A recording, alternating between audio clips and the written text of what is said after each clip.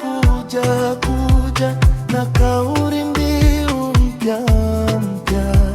Tumekuja kuja na kauli mbiu mpya mpya.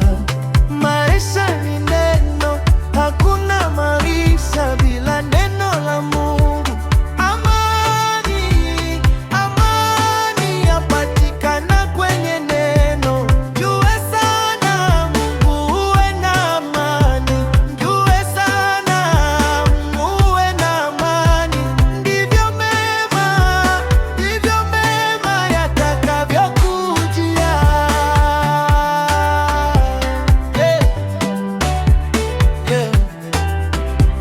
Biblia ina vitabu 66 na imegawanyika sehemu kumbili: Agano la Kale, Vitabu 39. vitano vya kwanza ni vya Sheria, cha kwanza, Mwanzo, Kutoka, Walawi, Hesabu, Kumbu la Torati, historia vitabu 12: Yoshua, Waamuzi, Ruthu, Samueli wa kwanza na Samueli wa pili, Wafalme wa kwanza na Wafalme wa pili, Nyakati wa kwanza na Nyakati wa pili, Ezra, Nehemia, mwisho ni Esta. Mashairi na hekima ni vitano: Ayubu, Zaburi, Mithali, Mhubiri na wimbo ulio bora. Manabii wakuu ni vitabu vitano: Isaya, Yeremia, Maombolezo, Ezekieli na Danieli, na manabii wadogo 12: Hosea, Yoeli, Amosi, Obadia, Yona, Mika, Naumu, Habakuki, Sefania, Hagai, Zekaria na mwisho ni Malaki.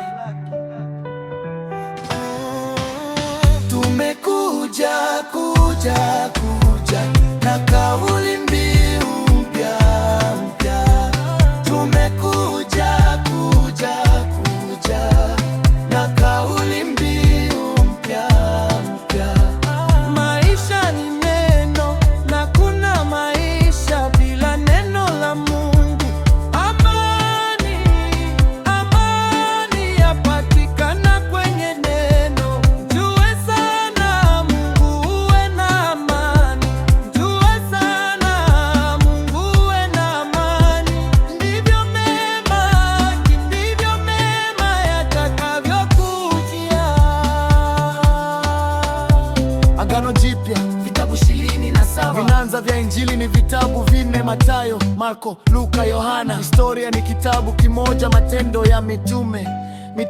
Nyaraka za Paulo viko 13: Warumi, Wakorinto wa kwanza na Wakorinto wa pili, Wagalatia, Waefeso, Wafilipi, Wakolosai, Watesalonike wa kwanza, Watesalonike wa pili, Timotheo wa kwanza, Timotheo wa pili, Tito. Maliza na Filemoni. Zinafata nyaraka nyingine 8: Waebrania, Yakobo, Petro wa kwanza na Petro wa pili, Yohana wa kwanza na Yohana wa pili na Yohana wa tatu, na mwisho ni Yuda. Na unabii ni kitabu kimoja: Ufunuo wa Yohana.